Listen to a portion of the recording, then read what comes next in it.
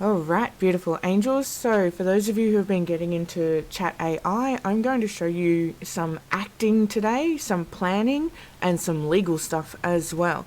So, I'll start with the acting side because this is really great if you haven't been for a job interview or if you want to get a certain part at the theatre.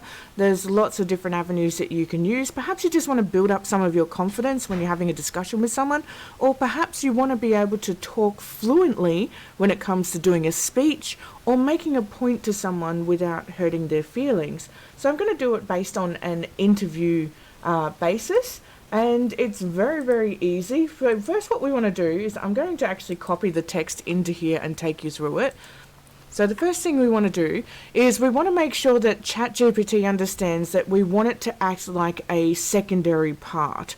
So someone that we're having a conversation with. So first we're going to say, I want you to act as an interviewer for a job. Now, if you're having a conversation with someone, whether it's an interview or perhaps you're doing a podcast for someone and you want to do that two-person conversation, you can write, I want you to act as someone who is a guest on a podcast, or I want you to act as my partner who is male and has been hurting my feelings.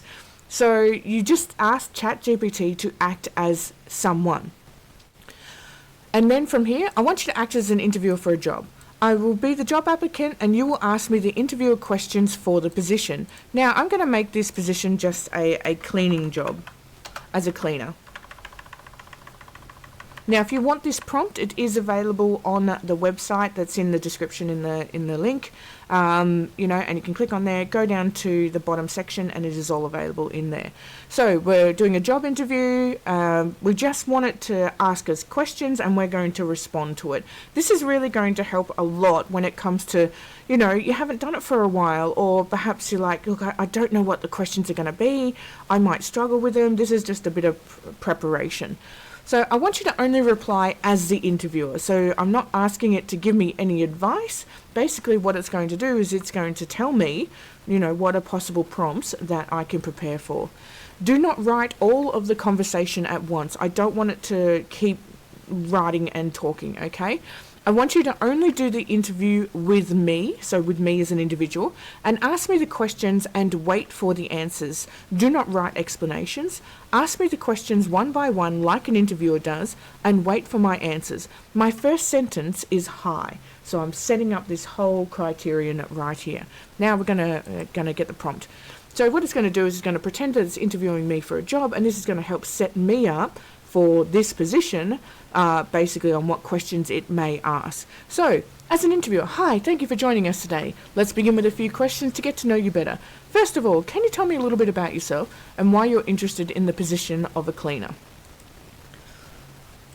And see, and what can happen here is you get asked that question and you draw a blank.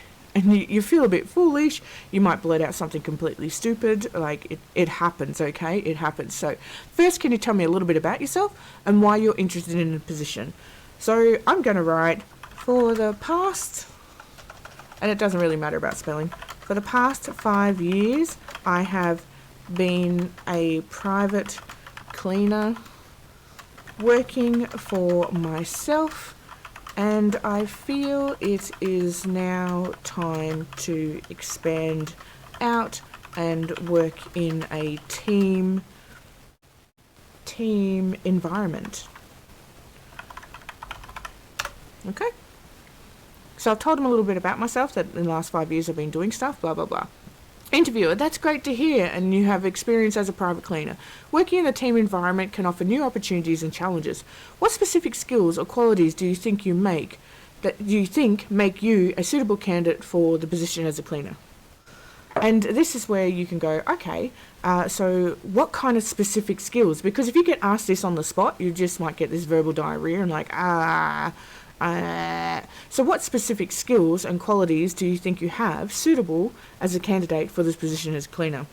Well, I can work on my own if required. And then you would smile. I can work on my own if required. Hang on. My keyboard's being a bit dumb. I can work on my own if required. I have extensive knowledge on stubborn stain removal and can also work efficiently to time frames. I think working as a team can help expand my skills to getting a job done quicker and more efficiently. Okay, so that might be something that you say. Interviewer, it's impressive that you can work independently and have expertise in stubborn stain removal. Efficiency and meeting timeframes are crucial in a cleaning role. How do you handle situations where you encounter a difficult cleaning task or face time constraints? Always talk to the team. They may know something that you don't, and you can level up your skills and communication. And that's what you can do. You can have this whole entire conversation with ChatGPT acting out a scenario. Now, let's just say you're in a scenario where you're like, look, I've had an argument with my partner. He believes that tea bags should be left in the teacup, and I believe that you should put them straight in the bin and rinse out the cup. You can have a whole conversation where you tell ChatGPT that I want you to pretend you're my partner, you've left your tea bag in your teacup and you're refusing to put it in the bin. Just make sure you say to it, I want you to act as my partner, blah, blah, blah, blah, blah. How cool is that? So that way you can have a conversation, you know the possible rebuttals, and you won't be stumbling over your words so much. Here's another really, really cool one, okay? So we're going to go up in the top left-hand corner and go to New Chat. This is one that my partner's brother actually told us about, and I was like, wow, I never thought of using it for like that. Anyway, John's brother is coming down from Adelaide. He is meeting us in Melbourne, and he's like, look, I just jumped into ChatGPT and I asked it to plan out my trip from Adelaide to Melbourne when it comes to public transport. So how cool is this? Check this one out, okay? Plan a public transport trip by train from Adelaide to Melbourne Central, and press enter. So what it's going to do, it's going to tell me the stations that we're going to be stopping at and what's going to the places we're going to be visiting along the way, and what schedules and times and all this advanced sort of stuff. So check it out, okay? So I've like, look, I've got to get from Adelaide to Melbourne. How do I do this? And I also had one lady tell me how she planned her entire trip to Japan by doing this, and it picked up things that she didn't even know existed, so she could Google them and put them into her itinerary. So, sure, I can help with the plan for public transport from Adelaide to Melbourne Central. Here's a step-by-step try. Start your journey at the Adelaide Railway train station, located in the city centre of Adelaide. Check the train schedule, book your ticket in advance. You can visit the website, blah, blah, blah. Arrive in Adelaide a little earlier, blah, blah, blah. Board the train bound for Melbourne. This is usually the Great Southern Rail's overland service. Enjoy the scenic journey, blah, blah, blah. And then as we come down, the train will make a few stops along the route, including Murray Bridge, Bordertown, Neil, Doombula, Horsham, Stawell, Ararat and Geelong. However, the final destination of your trip is Melbourne Central Station. So you can get some information right there on how to plan your trip. You can ask it, I want you to act as a travel agent. And these prompts are also available on our website in the description. So what I'm going to do is I'll go up to a new chat. I'll copy and paste that prompt. I want you to act as a travel agent and write out a full itinerary for me for my trip to Fiji. Let's go to Fiji.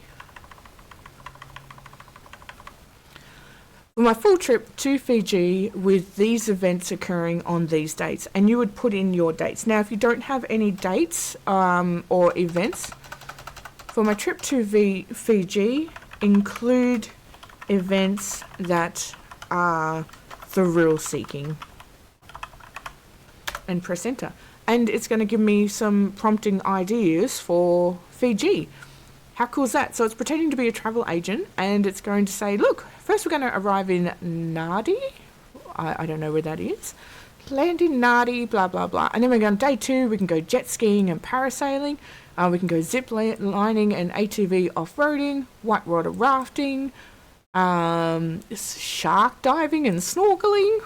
I don't really want to do that, but this has given me all these prompts if I wanted a thrill-seeking holiday in Fiji, and now I can start researching those prompts and filling in the blanks as such.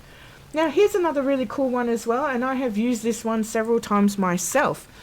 This is the legal side. So what I've done is I've asked ChatGPT to write up contracts for me, terms and conditions, frequently asked questions about my services. Contracts is the big thing, where I ask it to write up a contract and be the legal representation, and then I just modify that contract for my individual business. Okay, so for example, you may want legal representation. So I want legal representation in a case where I'm being sued for $200 for a payment I haven't made. And you can have a whole conversation with ChatGPT. But what I do is I write a legally binding contract between myself, Patricia Palmer, and my friend. I'm just going to use Megan Morris as this one because she's great. And my friend Megan Morris, about how we will both work together for 6 months as cleaners in the Hampton Resort. And Megan will supply all the cleaning products, and I will take all the bookings and payments and enter.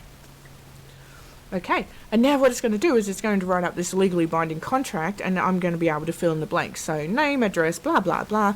Megan's address, blah, blah, blah. Subject, cleaning services agreement. Dear Megan, a cleaning service agreement, blah, is entered in between myself and Megan Morris, collectively referred to as the parties on this date. Engagement and scope of work, A, B, C, A section 1. And you can copy this whole entire contract into Microsoft Word, modify it as you need, and then both sign it, get a witness, and boom, you've got your contract now. So if you've borrowed any money to someone and you're like, hey, this is $2,000, but it is purely a loan, you need to pay it back, get ChatGPT to write up a contract and sign it, and then that way you both will be, legally covered if anything goes to shit as such. I had a friend also that he used it as legal representation, so he asked ChatGPT, and I'll copy and paste the prompt in here, I want you to act as my legal representation, and then he inserted his case into that legal representation, got it to write a letter to the other people, and then they could converse backwards and forwards until such time as the case no longer exists and there's nothing to worry about. So use ChatGPT as inspiration for your acting out of a part. You can use it to plan out your holidays, and you can use it to write up some of your legal stuff, whether it's your terms and conditions, your contracts, or legal representation, to help guide you to success. But remember, this is not just type this in, copy and paste. You've got to read it, modify it, and then use it appropriately. So otherwise than that, I'll catch you in the next video, guys. And remember to click on the link down below and get onto your free ChatGPT certification. All right, lovely angels, I'll catch you in the future. Bye-bye.